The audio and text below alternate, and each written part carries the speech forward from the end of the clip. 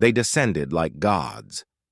The Saraxi Dominion's observation vessels shimmered in Earth's upper atmosphere, dark crescent shapes blotting stars above the Amazon basin. From orbit, the planet looked green and dumb, a ripe fruit untouched by fire. They saw no megacities, no obvious EM transmissions, and no space traffic. Primitive, pre-industrial, maybe early agricultural. The Dominion's judgment was swift and condescending. On the bridge of the Vraxil's edge, Fleet Commander Tyrax, Vol surveyed the verdant sprawl below with 6 unblinking eyes. "Deploy the scout pod. Retrieve a live specimen. We'll begin cultural dissection in 3 rotations," he ordered. "I want a village's worth." The crew hissed their agreement in clicks and guttural tones. The scout vessel, Needle Fang, detached from the main ship and speared toward Earth like a splinter of steel. Its descent was invisible to radar, its hull engineered to deflect heat and sound. It aimed for what Dominion logs called Quadrant 5 South 32, an uninhabited sector of jungle, but it was not uninhabited, not really. The jungle swallowed the alien craft in silence. Its camouflage shields adapted to the dense canopy, thermal. Cloaking flickered as it deployed stabilizers and carved a landing zone into the underbrush. The hatch hissed open. 4 Saraxi troopers emerged, clicking language back and forth as they scanned the area with cranial implants. No movement, no heat signatures, no resistance. Perfect. They advanced 30 meters before the first one died. There was no sound, just a brief shimmer in the air and a wet thunk. The Saraxi dropped, throat punctured cleanly by a dart no wider than a blade of grass. His companions screamed, spinning to form a triangle formation. One of them activated a defense field. The air shimmered again. A flash of light. Then 2. More Saraxi collapsed. The last one ran. He made it 10 meters before a figure dropped silently from a tree and placed a blade beneath his chin. "Don't move," the figure said in flat, unaccented English. "We're not quite as primitive as you think." High above, aboard the Vraxil's edge, Commander Vol stared at the blank feed. No telemetry, no distress beacon, no survivors. "Signal interference?" he barked. "Negative," replied the comms technician. "All 4 signals terminated, simultaneously. Retrieval beacon is broadcasting a distorted loop." Vol's brow ridges curled inward in confusion. "Replay it." The loop played once, twice, then a 3rd time before they understood. It was a human voice, male, calm, almost bored. "This is Earth. Consider this a warning. Turn back." Then silence. Deep beneath the Andes, in a facility that didn't officially exist, Colonel Maya Rios removed her combat helmet and set it on the table. Her team stood behind her, silent and waiting. The alien, now sedated and secured, lay restrained in a biometric field, still breathing, still alive. She turned to the screen showing live feeds from stealth satellites in orbit. The alien fleet was massive, but not invincible. Not if they played this right. "How long do you think we can keep up the primitive act?" her second-in-command asked. "Long enough," Rios said. "They think we're prey. That's their mistake. And ours?" Rios gave a cold smile. "Ours will be letting them leave." Above Earth, the Saraxi Dominion prepared for what they believed would be a simple occupation of a backward world. Below, Earth sharpened its knives in the dark. The game had begun, and this time, humanity would write the rules. At 1:04 a.m. UTC, the Dominion fleet adjusted its orbital path over the Pacific Ocean. The move was subtle. Too subtle for a pre-industrial species to notice, they assumed. They were wrong. Half a world away, in a chamber buried beneath Greenland's ice sheet, the system AI known as Leviathan blinked its virtual eyes. 1 trillion data points reassembled, atmospheric drag, gravitational perturbations, heat shifts, trajectory mapping. The Dominion was repositioning into geosynchronous orbit, likely for planetary scans or bombardment. "Confirmation?" asked Colonel Rios, sipping coffee in her pressure-sealed command chair. Leviathani's voice, filtered through 10 layers of linguistic smoothing, replied, "Confirmed. 83% probability of imminent escalation. Fleet weapons active but powered down. Probes deployed. Pattern matches prior Dominion planetary subjugations." Rios stood, tightening the gloves on her suit. "So they're going by the book." "For now," the AI agreed. "They don't yet know we can read their book backwards." The illusion had worked. For decades, Earth's most advanced defense coalition, the United Terran Command, had faked its own backwardness. Cities shielded, their energy signatures. Internet traffic routed through obfuscation nodes to look like analog static. Even space launches were staged, old-school rockets that distracted from the orbiting ghost fleet cloaked above. Every probe the Siraxi intercepted had been carefully scripted. Wooden spears, obsolete radio bursts, fake tribes performing dances. Under satellite view, and then there was the trap. 10 years ago, they'd sent out an intentional signal, an archaic binary transmission bouncing off a derelict moon base. A hook, a bait. Now the fish had bitten. In low orbit, Commander Vole of the Vraxil's Edge studied holographic overlays of Earth's terrain. Still no major power sources, no electromagnetic warfare signatures, no orbital defense platforms. He tapped one clawed digit against the console. "Yet we lost a pod, and they responded." His science officer, a younger female named Ryzek, approached cautiously. "Commander, may I speak freely?" He nodded. Ryzek gestured to her screen. "We are seeing anomalies. Satellite patterns inconsistent with low-technology cultures. Gravitational distortion suggests there are mass shifts, perhaps deep bunkers. And this," she enlarged an image, "a heat signature buried 5 kilometers under a northern ice mass, pulsing on a 61-second rhythm." "Natural geothermal activity?" Vole asked. "Unlikely. The frequency matches known AI core ventilation. Cycles from other species." Vole leaned back. "They're hiding something." Colonel Rios moved through sub-level 3 of Earth Bastion, past rows of cryo-coffins and drone swarms charging in magnetic nests. At a secure door, labeled Protovault, she paused for retina scan and entered. Inside, a dozen scientists monitored a captured Dominion AI unit, roughly the size of a dinner plate, its outer shell bristling with tendrils like metal seaweed. "Progress?" she asked. "Surprisingly good," replied Dr. Imani, head of Xenotech. "Its linguistic matrix is adapting. It's mapping our syntax faster than expected, almost like it's designed to cooperate. Could be a failsafe, or a trap. Possibly. But if we can reverse engineer its FTL pulse codes, we'll know exactly how many other ships they've got." Rios stared at the AI. Its single, lens-like eye pulsed red, then blue. "Find out fast," she said. "If they're not here alone, we need to be ready." Meanwhile, back in the jungle, the lone surviving Siraxi scout was chained in a soundproof interrogation chamber. His head lolled from the tranquilizer, but his eyes, jet black with a sliver of gold, tracked movement. He wasn't afraid.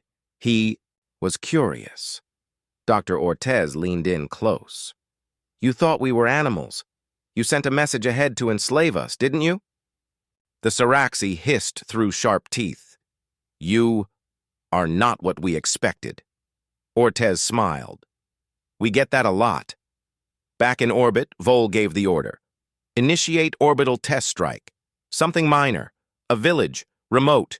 Let's see how they scream." Tyksh, Earth. Rios watched the command signal propagate. Leviathan's voice chimed calmly. "Incoming kinetic payload. Impact in 52 seconds. Location, Sahara Sector, decoy zone." Rios turned toward the countdown and whispered, "Good. Let them think." "We didn't notice."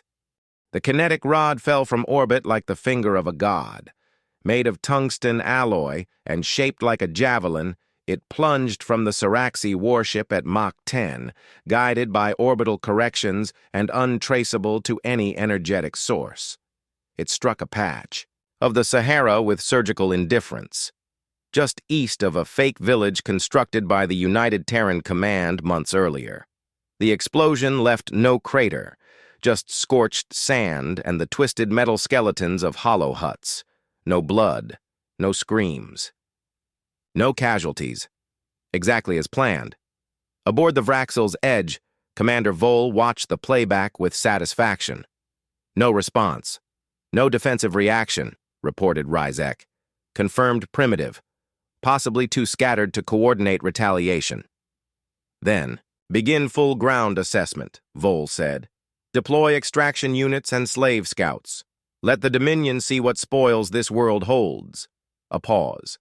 Be discreet, though, he added. I don't like ghosts in the jungle.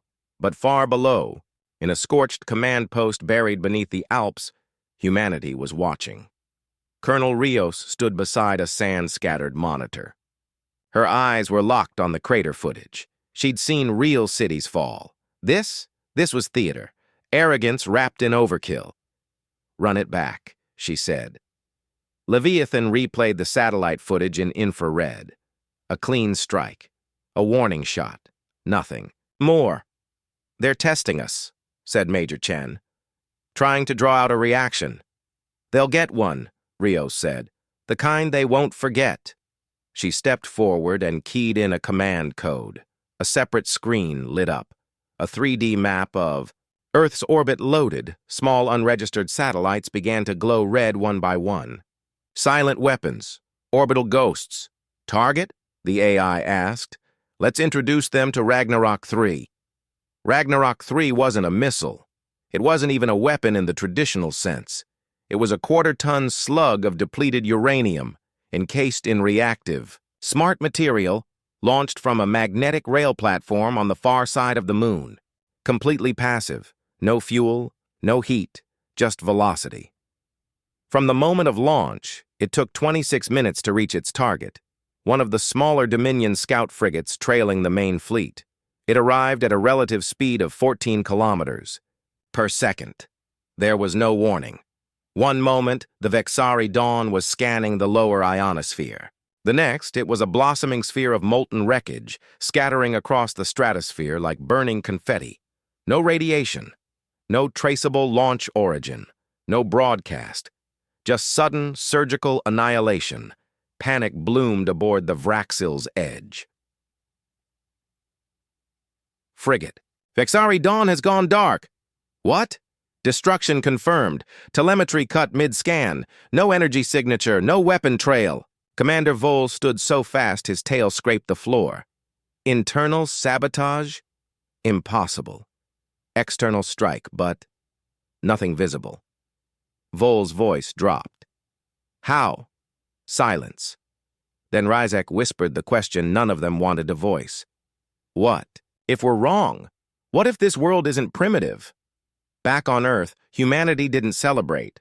There was no cheering, no media broadcast, no public announcement. The war wasn't official. Not yet. Instead, Colonel Rios reviewed the footage of the alien wreckage falling through the atmosphere, its debris scattering over an empty Pacific corridor already evacuated. A calm voice crackled in her earpiece. Target. Eliminated. No Dominion transmission intercepts. They don't know how we hit them. Rios nodded. Good. Let the mystery rot their nerves. Major Chen turned toward her. They'll retaliate harder next time.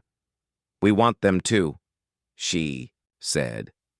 The harder they push, the more we show. He blinked. How much more do we have? Rios looked out through the armored viewport into the night sky.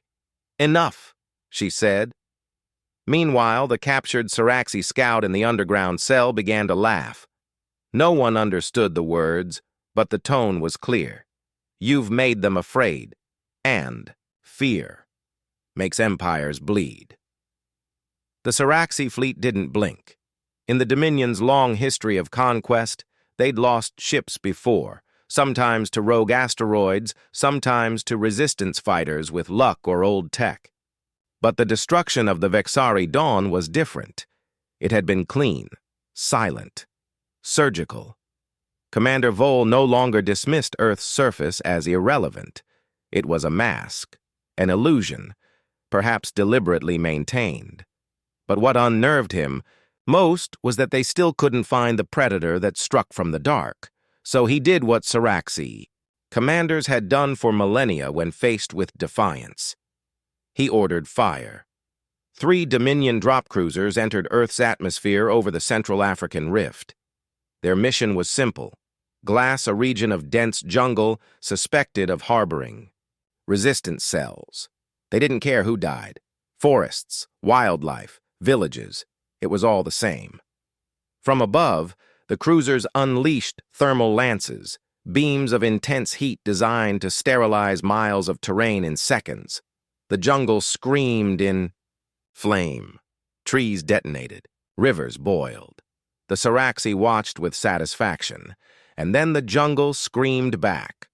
On satellite feeds across Earth's clandestine network, Sector 9 lit up like a solar flare. But the heat didn't spread outward like expected. Instead, it concentrated inward, toward the point of impact. Colonel Rios and her team watched as the data fed through Leviathan's biosensors. Oxygen levels surged, soil microbes mutated, the forest canopy regrew before their eyes. "That's not possible," Chen whispered. "It is," said Rios. "Activate Project Gaia." Project Gaia was one of Earth's oldest secrets, not a weapon, in the traditional sense, but a bioreactive ecosystem engineered with nanocellular symbiosis, grown, not built. A living defense mesh, buried across Earth's most untouched wild zones. When triggered, Gaia did what it was designed to do: fight. Beneath, the scorched ground, mycelial roots twitched awake.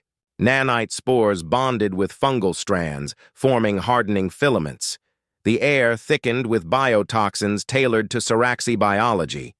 Trees twisted as if in pain, then launched seed pods packed with corrosive enzymes at the descending ships. The Dominion drop cruisers tried to ascend, but their hulls began to decay mid-flight. One of them burst open like a rotted fruit, spilling its crew into a sky full of poisonous ash and acidic rain. None survived. Vole watched, horrified, as his battle cruisers screamed for help, and then went dark. He stared at the feed. Jungle. Regrowing over charred metal, vines consuming advanced alloy, trees feasting on alien flesh like predators at a kill site. "That's not natural," Rizek breathed. "That forest fought back." "It was waiting," Vole said. "It knew." The bridge fell silent. Then a low, rhythmic signal appeared on their long-range scanners. A transmission. Human, encrypted, but one line decoded cleanly. "This is Earth. You burn our trees. We burn your stars." Deep in the Andes, Colonel Rios removed her combat gloves as dust fell from the chamber ceiling. "The Siraxi now believe the forest is alive," said Leviathan. "Moral destabilization rate, 17% across their fleet." "Good. That means they'll hesitate." She turned toward a transparent case sealed in 7 layers of magnetic shielding. Inside, a small vine coiled around itself, pulsing faintly with blue light. "They still think the jungle was the weapon," she said. "It wasn't?" Chen asked. Rios shook her head. "That was just the warning system." Later that night, in a silent glade beneath stars unfamiliar to the Siraxi, 1,000 seedlings bloomed at once. Each petal emitted low-frequency sound waves, not for beauty, not for pollination, for targeting, because Earth had never been passive, it had merely been waiting. They came expecting dirt and bone. Now they faced earthquakes that walked like wolves. Commander Vole stood motionless on the bridge of the Vraxel's edge, watching a dozen surveillance feeds in silent disbelief. Over the past 4 rotations, no new human installations had been discovered. No missiles launched, no counterstrikes in the conventional sense.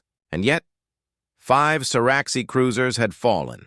One melted midair over Patagonia when a storm formed out of nothing, violent and surgical, striking with lightning every time the ship adjusted course.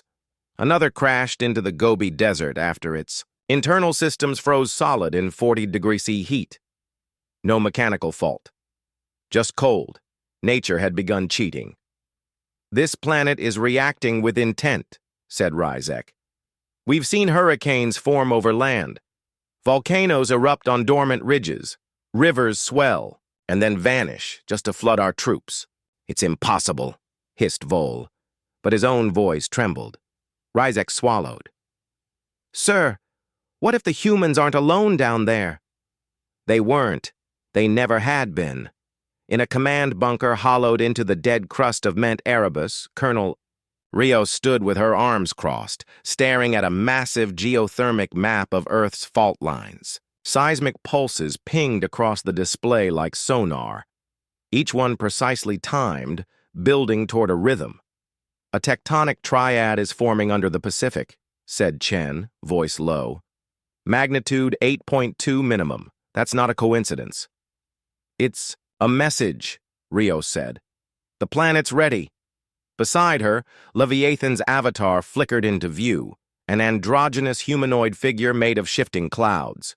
"Shall I authorize Phase 2 of Project Charybdis?" Rios nodded. "Do it, and reroute power from the solar mantle batteries. Let's give them a sky they'll remember." In orbit, Siraxi Fleet Unit 07 moved into the stratosphere over Indonesia. Their scans showed low human activity, minimal threat. They prepared to deploy excavation drones, until the sky changed. The clouds did not drift. They aligned, shaped into a spiral, spinning.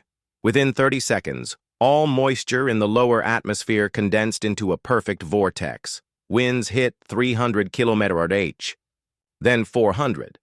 At the center of the cyclone, the air ignited. A firestorm rose upward, against gravity, and wrapped itself around the cruisers. One ship tried to climb. Its engines sputtered and failed. The storm didn't allow escape.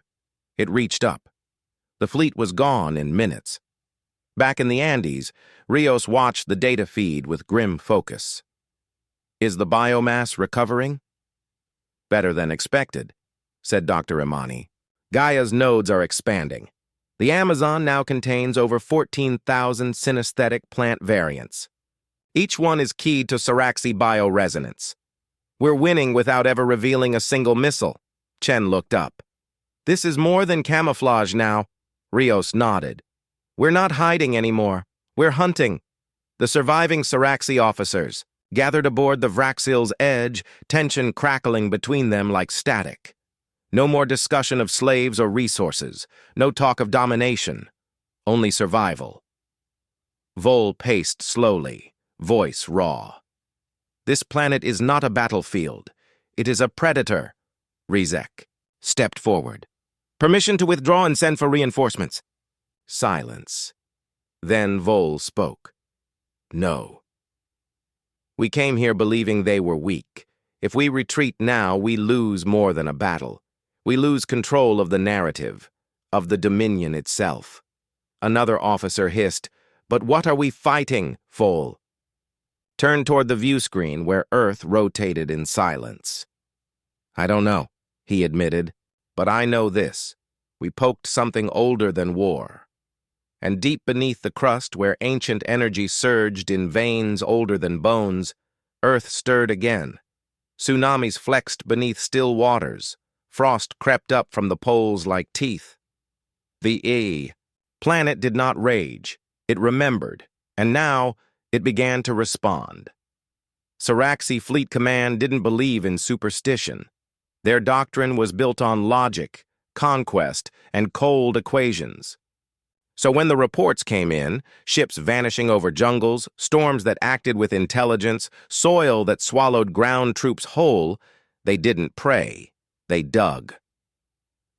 At 500 UTC, the Dominion launched Operation Burrowfang, 5 armored excavation. Units descended into the Himalayas, a region deemed low risk after thermal scans returned minimal energy signatures. Their target, a suspected underground command facility beneath what locals still called the abode of snow. But within minutes of breaching the crust, everything went wrong. The bedrock was laced with crystalline fibers, nanotubes grown like roots. As drills spun, the fibers moved, reconfiguring themselves mid-bore, rerouting heat and vibration. Dominion cutters overheated, shields collapsed. Then the floor fell in, and the Siraxi found the vault. They descended into a hollow so vast it had its own weather. Water dripped from stone arches 1,000 meters above. In the darkness, ancient walls pulsed with dull light, etched with alien script. Not Siraxi, not human, something older. Commander Vol watched the live feed with narrowed eyes. This isn't a weapons cache. No, whispered Rizek beside him. It's a burial site. In the Andes, Colonel Rios stood silently as Leviathan's voice echoed through the chamber. Unauthorized intrusion into Site Theta detected. Initiating containment sequence. Too soon, muttered Chen. They're not ready. They don't need to be, Rios replied. They woke it up. She pressed her hand to a red control plate. In the Himalayan vault, the walls breathed. A tremor rolled through the rock. Siraxi soldiers raised their weapons, but it was no use. The air thickened, not with gas, but with memory. Pressure built. Symbols flared to life across the chamber floor, and from the far end, something rose. It wasn't mechanical. It wasn't biological. It was both. A humanoid figure, 3 meters tall, forged of obsidian plates and living moss, stepped from the stone as if the mountain itself had sculpted it. The Siraxi opened fire. The bullets melted before they reached it. The golem raised one arm, and the chamber answered. Spires erupted from the walls, impaling soldiers mid-shriek.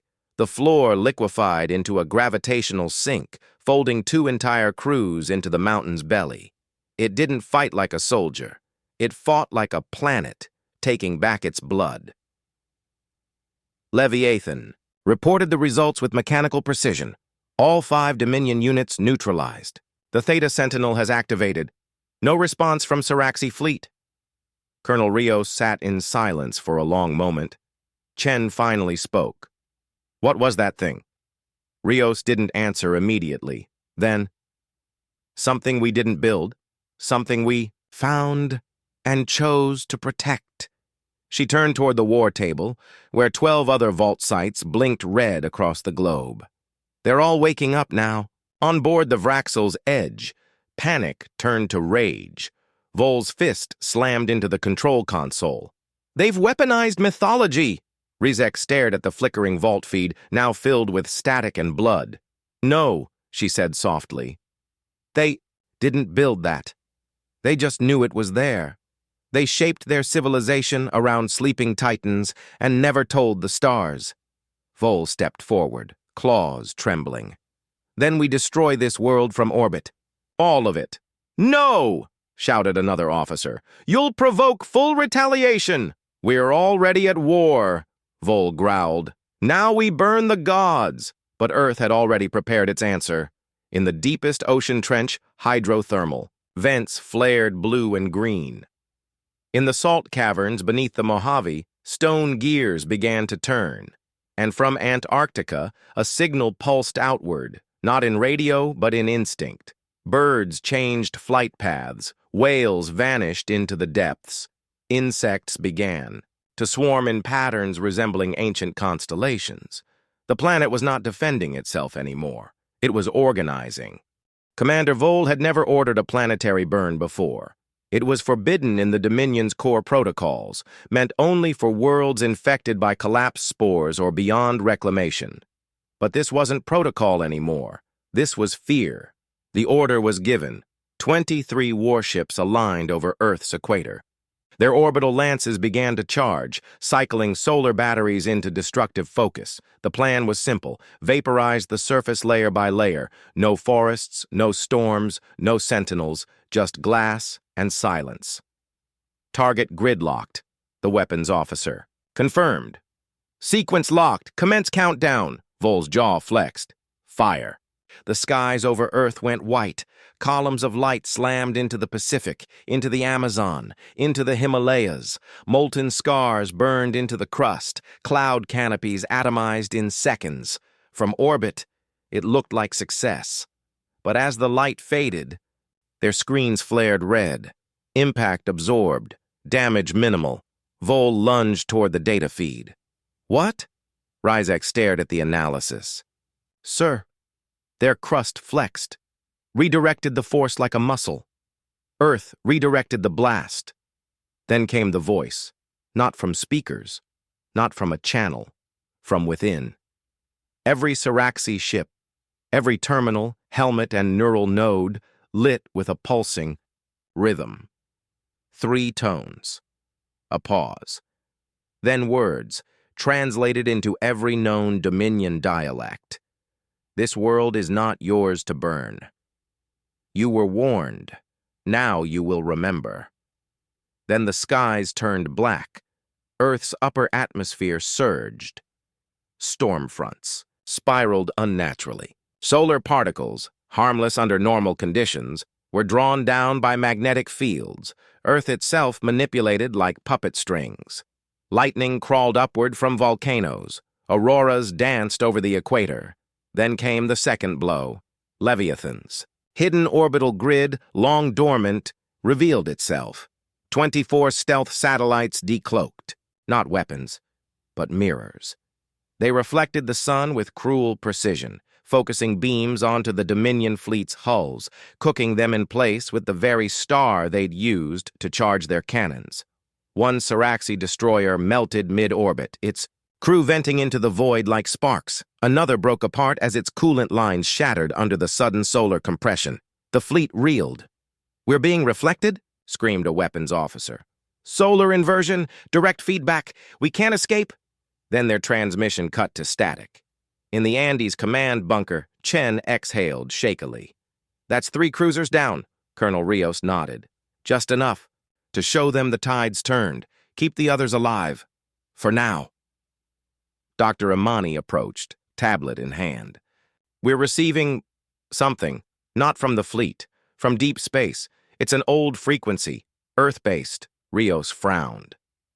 "Who the hell's broadcasting now?" Imani tapped the screen. "It's Voyager 1. Everyone froze.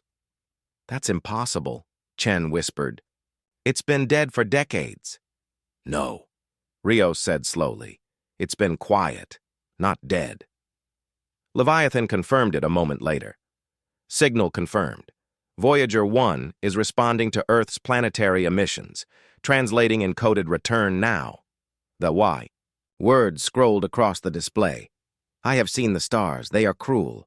Home remembers." Back aboard the crippled Vraxel's Edge, Commander Vol clutched the edge of the tactical screen as half his fleet failed to respond.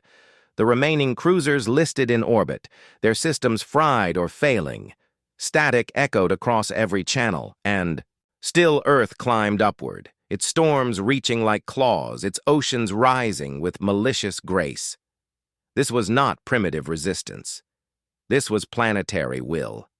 The Siraxi had not invaded a world. They had awakened a mind.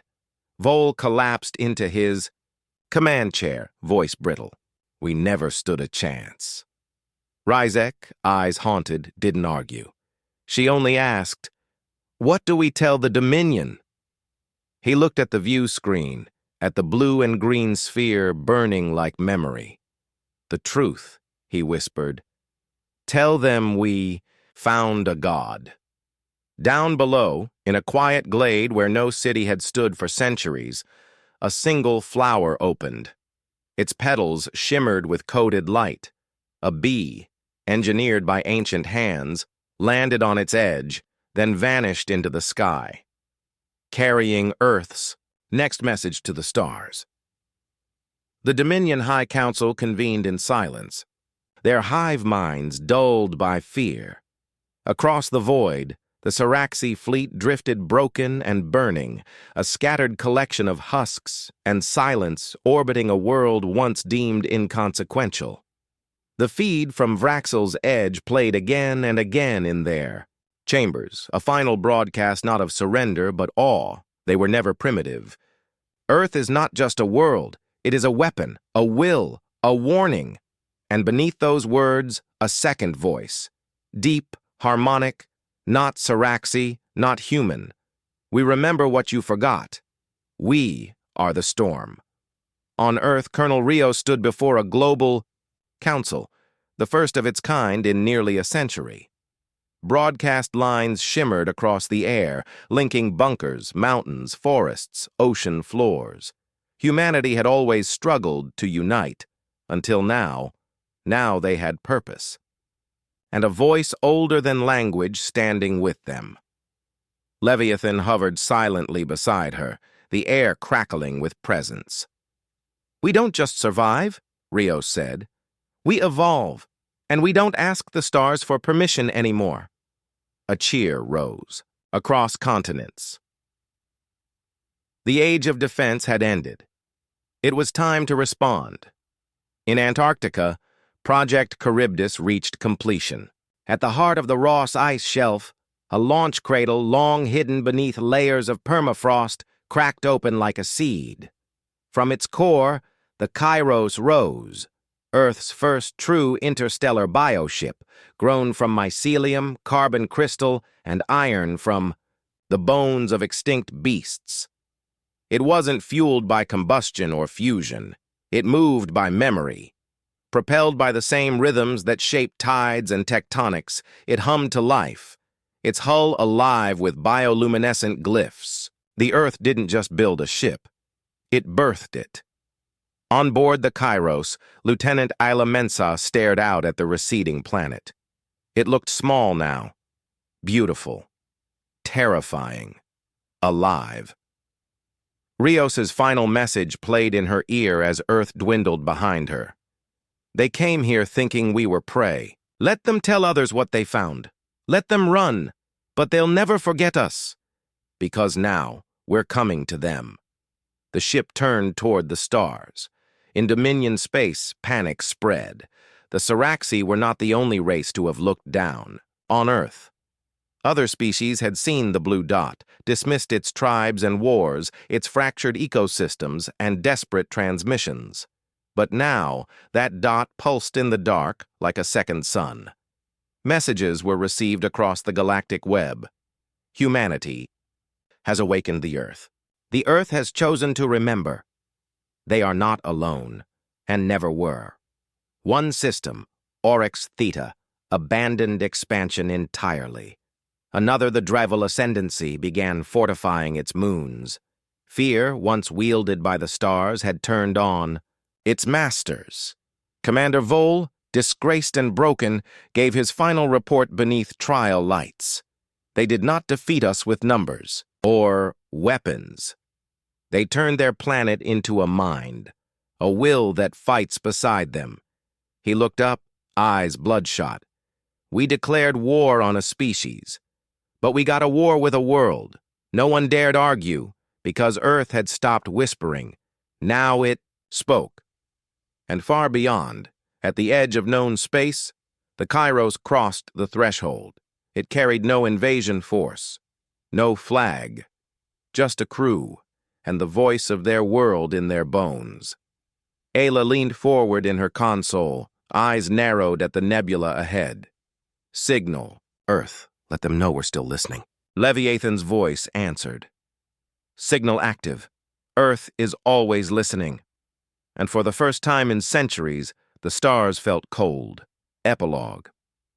Beneath the Amazon canopy, a girl walked barefoot, tracing the roots of a tree that glowed faintly with bioluminescence. As she knelt, the soil shifted. A whisper rose. Not from the ground, but from the sky, carried on wind and memory. They came to break us. Instead, we woke up. And now, we remember everything. She smiled, because Earth was no longer sleeping, and its children were no longer alone.